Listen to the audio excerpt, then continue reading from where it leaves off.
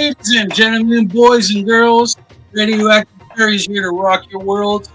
Coming back this week with a review of the Lunchbox 2013, produced by Ganit Manga, Anuraj Kashyap, and Arun Rangchari, starring Irrfan Khan, who's apparently like super big deal, Nawazuddin Siddiqui, Nimrat Kaur, Nakul Vaid, and some other people. All right, let's see. 7.8 out of 10 on IMDb, 97% on Rotten Tomatoes. Lonely housewife Illa, Nimrat Kaur, decides to try adding some spice to her stale marriage by preparing a special lunch for her neglectful husband. Unfortunately, the delivery goes astray and winds up in the hands of Saajan, Irrfan Khan, an irritable widower. Curious about her husband's lack of response, Illa adds a note to the next day's lunchbox and thus begins an unusual friendship in which Saajan and Illa can talk about their joys and sorrows without ever meeting in person. Released in the USA February 28, 2013 in India. This one, box office, let's see, budget $220 million and box office $1.1 billion. Wow. So this is not dollars. This is not dollars. This is like still. Yeah, but right? Yeah. No, that's a profit. That's a profit. That's crazy profit. We were in the red on that one. Or black on that one. So, you get a peek behind the curtain of the life, the crowds of the trains happening, and just it's the tapestry of culture that we're learning by watching these movies about India. It's crazy because there's just so many different places, like all the different languages, all the different dialects, and each one is its own little world. And this world here, you can kind of, you can really draw sympathy with the people and who they are and what they're going through. Every one of them, you understand why the widower is crusty. You understand why you see Illa like, look at this is our wedding dress. It still fits. In fact, it's a little bit. I'm even thinner than I was when I wore it during our wedding, and she's just trying so hard to be a great wife to her piece of shit husband for him not to notice it. And it's a great, I don't want to say love story because I'm not sure where it went, and I think it was supposed to be ambiguous like that at the end, but it was, for lack of a better words, in my opinion, it was just cute the way they were able to form that bond and to just be an ear and a shoulder for somebody when they're in situations and in life where you can't really talk to people about things because it's tough. It's tough when it's that close, or when you're that alone. If you're the widower in the widower situation. So we'll start with Lizard. What'd you think about this movie? I mean, at first I was I gotta be honest. At first I was kind of like kind of bored just by reading it off the concept. I'm like, oh god, it's gonna be one of those like The Notebook, or you know what I mean. So I'm not down for I'm down for romantic comedies and things like that. You know what I mean, with a little bit of romance and things like that. But the more I've reflected on this, it's because we watched it a couple weeks ago. I keep thinking about it more and more. It's more than just a romantic movie. It's not even a comedy. It's a nice romantic drama, I guess. I've thoroughly enjoyed it. I can sometimes, being married, sometimes I can relate to the wife. Sometimes the husband's not as attentive as you think they should. No. The jaded geek is perfect, young lady. Okay, Well, you can marry him then for the next 25. No, I can't. No, I can't do that. We're not allowed to dock. It doesn't fit. No sword fighting on Collection Connection. I don't know. This was. I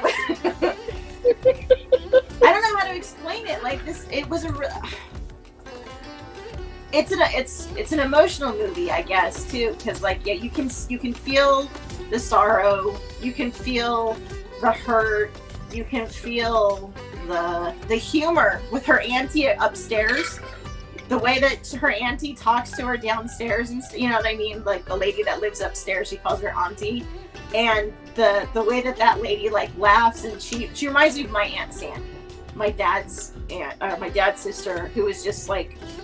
She was more foul-mouthed than this auntie was, but still, like, very just tell it like it is kind of situation.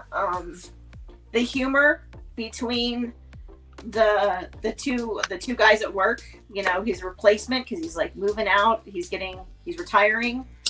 I don't know, just like everything about it, the crankiness of the old man, like he's like Mr. Wilson at the beginning of the movie.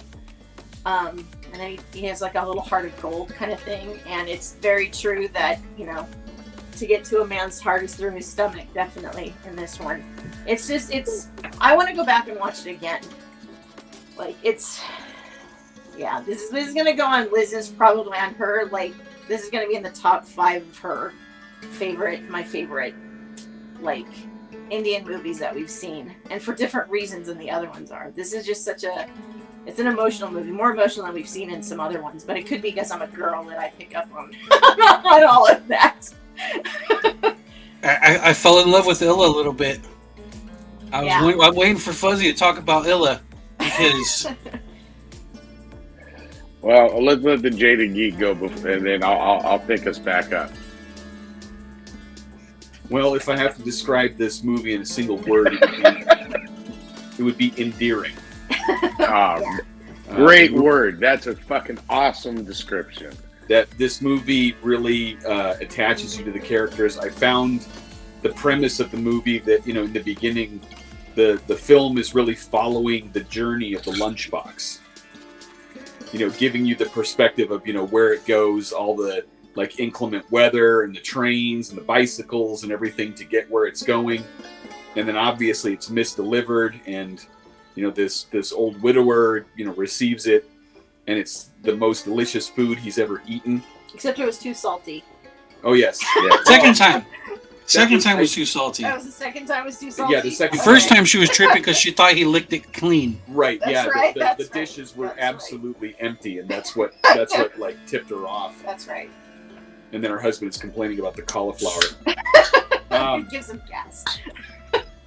So, you know, and the way that the relationships play out in the movie, you know, between him and his replacement, you know, at first he doesn't want to give him the time of day, but eventually his replacement comes to see him as a father figure. And, you know, her struggles with dealing with her husband. And there's even like that element of thinking like, you know, is her situation so desperate that she's going to commit suicide? You know, there was kind of that. There was like a lead. There was like a kind of a thread that was going in that direction. You thought like, man, this is kind of dark. Oh, and her father too. Yeah, her father passes away, and that. I mean, there's just all these elements that really bring out like the depth of these characters. By the end of the film, you really feel like you know who they are. But that's my problem with the film. I'm an American, and Americans, we want victory. Americans we have a post-millennial outlook where the good guy rises to the top and becomes victorious at the end. And so leaving the film in a state of uncertainty where you don't know what's going on, I don't like that. Maybe Irrfan Khan's his sacrifice was, you know, what he said about when he saw her in the restaurant. She was the most beautiful woman he'd ever seen, and he wanted to approach her, but when he forgot to shave a spot and went back in the bathroom and he smelled an old man in there, and he realized that he was the old man that he smelled. He didn't want to put her through that. It feels hard, right? Yeah, I was like, No. Because the thing is like I was looking in my medicine cabinet the other day, and I'm like, I'm using all the same shit that my grandfather used. so my, when it says on the back of my deodorant stick, if your grandfather hadn't worn this, you wouldn't exist. I was like, damn.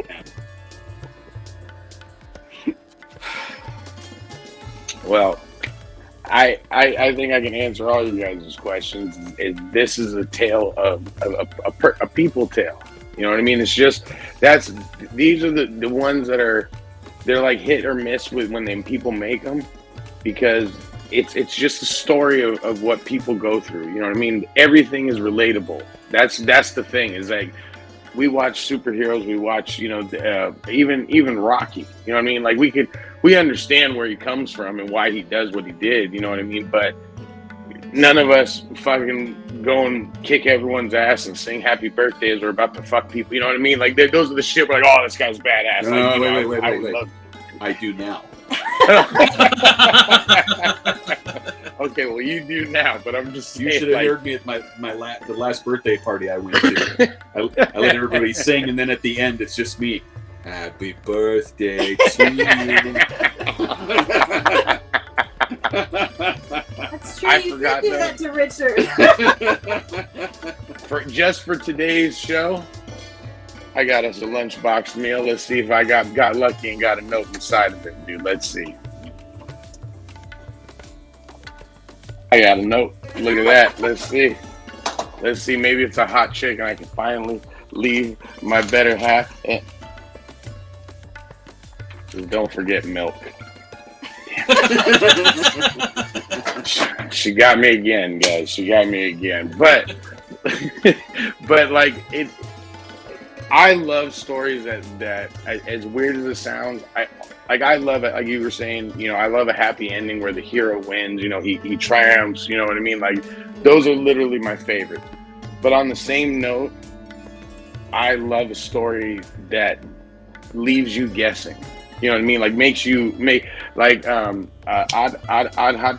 or the one I really like, the blind guy. Adhadan. I'm gonna get it right one of these days, ladies and gentlemen. Adhadan. That one. Like even though at the end of it, when he fucking hits it and he walks off, the difference is it ties it up in a knot like a cute little bow, but at the same note, it kind of leaves it open where you can like make your own conclusion of what happened. You know what I mean? So that's kind of like this one did, but it didn't have the nice bow. It just gave us now you got to make your own decision of what happened. And it's like, oh, what the? Because I have a fucked up mind, man. I had some crazy shit happen. He walked out, him and Rocky went and met up with fucking, these guys, and they're whooping at, like, you don't want my mind to come up with that shit, dude. You want something good.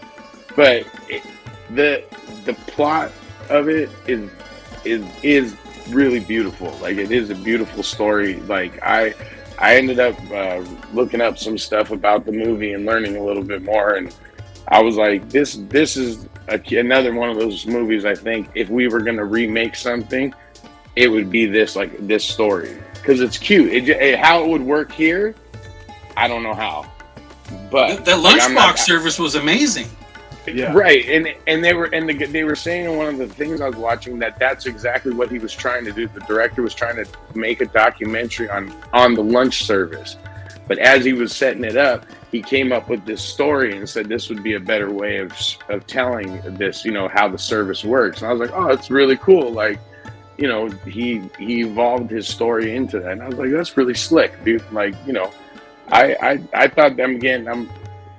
I'm gonna rewatch it because Fuzzy missed a lot of parts.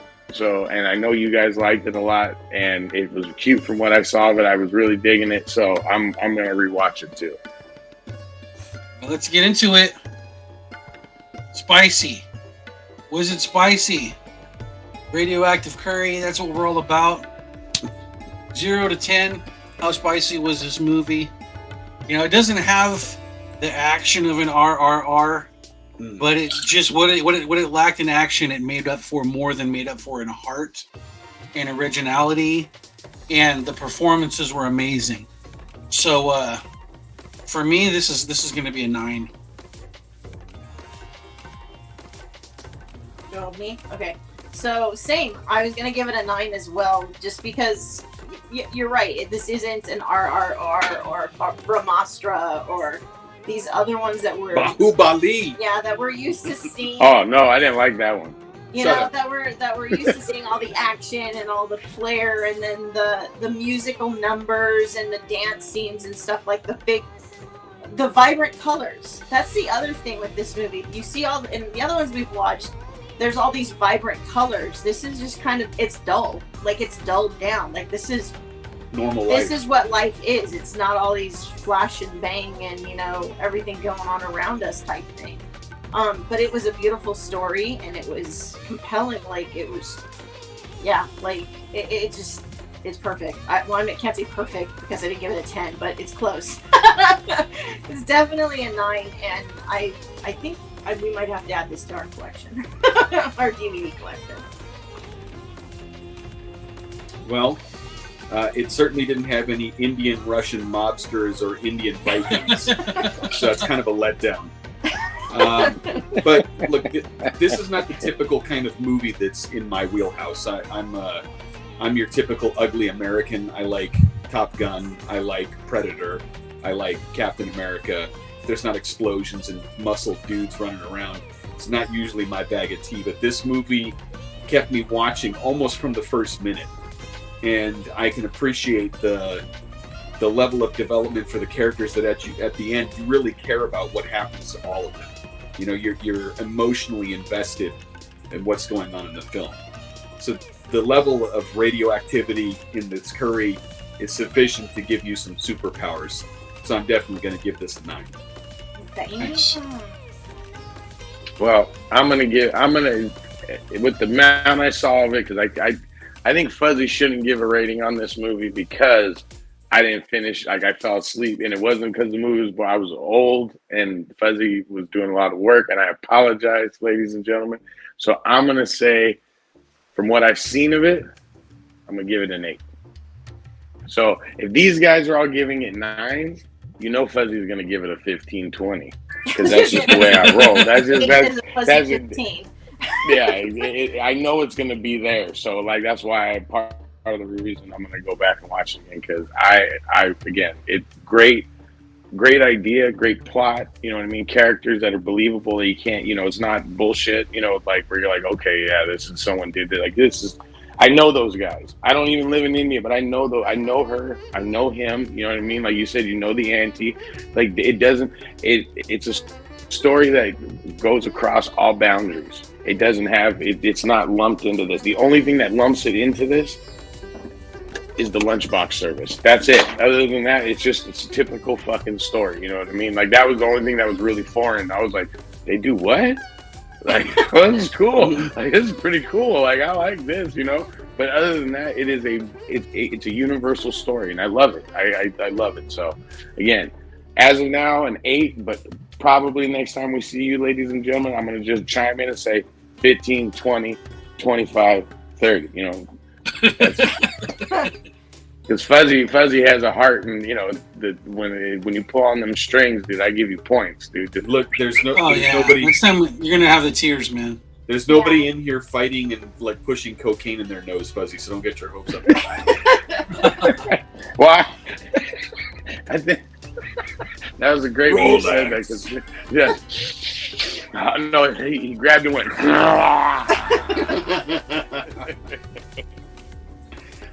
See, I think they got together because the lunchbox service is never wrong. That was like right at the very beginning. They said, "Hey, the service is never wrong. They don't make mistakes. They had so many people into this. They're together.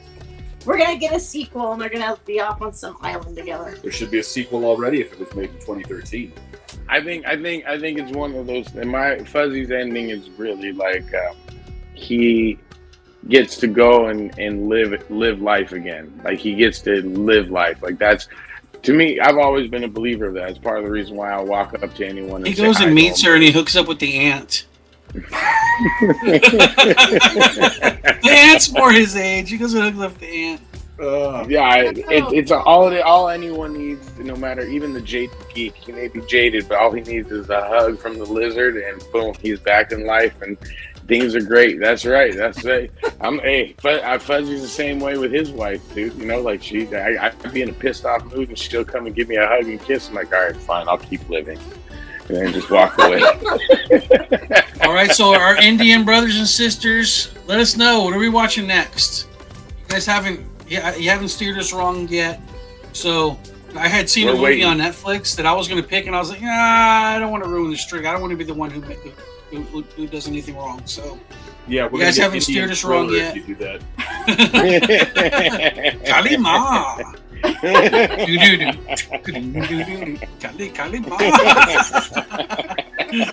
All right, take us out, Fuzzy. All right, ladies and gentlemen, we have some love, some peace in that Popeye's grease, ladies and gentlemen. We have curry grease. Curry grease. Curry grease.